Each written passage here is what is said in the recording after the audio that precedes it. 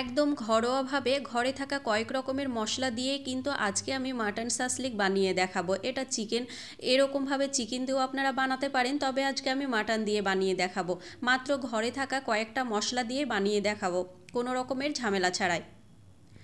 এখানে আমি কিছুটা পরিমাণে মাটনের পিস নিয়ে নিয়েছি, আর একদম ফুড পিসগুলো নিতে হবে। কোনো রকমের চর্বি আর হাড় যেন একদমই না থাকে। মাটনগুলোকে একটু ছোট সাইজ করে কেটে নিয়েছি, আর খুব ভালো মতো পরিষ্কার করে ধুয়ে নিয়ে কিন্তু জলটা ঝরিয়ে নিতে হবে। এবার আমি এক এক করে মশলা দিয়ে দেবো। ফার্স্টে দিয়ে দিলাম সামান্য পরিমাণে লবণ।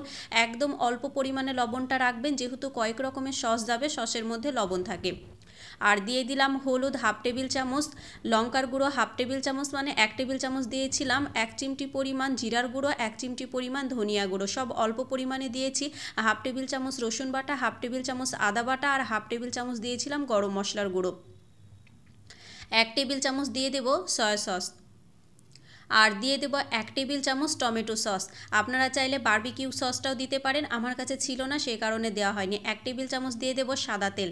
ব্যাস, আর কোনো উপকরণই লাগবে না। এই কয়েকটা উপকরণ দিয়ে কিন্তু সাসলিকটা আজকে আমি বানিয়ে দেখাবো। সমস্ত কিছুকে খুব ভালো মতো মিশিয়ে নিতে হবে। খুব সুন্দর মতো করে এই তো মিশিয়ে নিচ্ছি।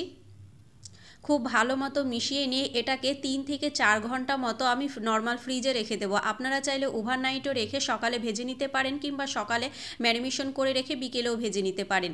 আমি এটাকে 3 থেকে 4 ঘন্টা মতো নর্মাল ফ্রিজে রেখেছিলাম। এই তো 3 থেকে 4 ঘন্টা পর এবার আমি সাসলিকগুলোকে বানিয়ে নেব। নিয়েছি এখানে টুথপিক। আমার কাছে যেহেতু বড় সাইজের টুথপিকগুলো ছিল না, সেই কারণে ছোট সাইজের টুথপিক দিয়ে কাজে লাগিয়ে দিয়েছি। আপনারা চাইলে বড়টা দিয়েও করতে পারেন। আর কিছুটা পরিমাণে গাজর আমি স্লাইস করে কেটে নিয়েছি গোল গোল করে।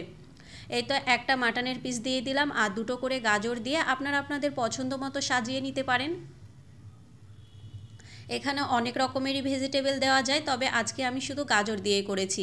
এক এক করে সমস্ত আমি সাসলিকগুলো এইভাবে রেডি করে নেব, মানে মাটনের পিসগুলো এভাবে রেডি করে নেব। এটা কিন্তু বানানো তাড়াতাড়ি হয়ে যায়, আর খেতেও কিন্তু খুব টেস্টি হয়। আপনারা একবার হলেও এভাবে মাটন দিয়ে বানিয়ে খেয়ে দেখবেন। এক এক করে সমস্তগুলো আমি মাটনের পিসগুলো এভাবে রেডি করে নেব। এই তো সমস্ত মাটনের পিসগুলো আমি রেডি করে নিয়েছি। এবার একটা নিয়ে নিয়েছি প্যানের মধ্যে দিয়ে দেব পরিমাণ মতো বাটার। সাদা তেল আমি দুটোই দিয়েছিলাম, সাদা তেলটা দেওয়া স্কিপ হয়ে গিয়েছে।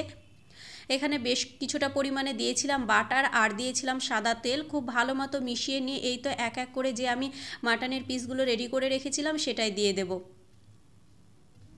ফার্স্টে আমি 1 থেকে 2 মিনিট গ্যাসের আঁচটা হাই ফ্লেমে রেখে গ্যাসের আঁচটা লো ফ্লেমে রেখে কিন্তু বেশ কিছুক্ষণ সময় নিয়ে রান্না করে নিয়েছি। আর এই রকম একটু ভাজা ভাজা হয়ে আসবে, এটাই কিন্তু খেতে ভালো লাগে। বেশ কিছুক্ষণ সময় নিয়ে আপনারা এটা রান্না করে নেবেন গ্যাসের আঁচটা লো ফ্লেমে রেখে। আর প্রথম দিকটা আমি কিন্তু ঢাকনা দিয়ে ঢেকে বন্ধ করে রেখেছিলাম, শেষের দিকটা ঢাকনা দেওয়ার প্রয়োজন নেই, এগুলো এমনি সেদ্ধ হয়ে যায়।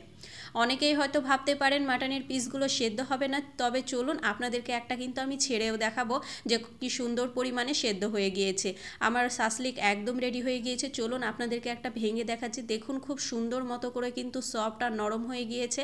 রেসিপিটা কেমন লাগলো অবশ্যই কমেন্ট করে জানাবেন। ভালো লাগলে লাইক শেয়ার করতে একদমই ভুলবেন না।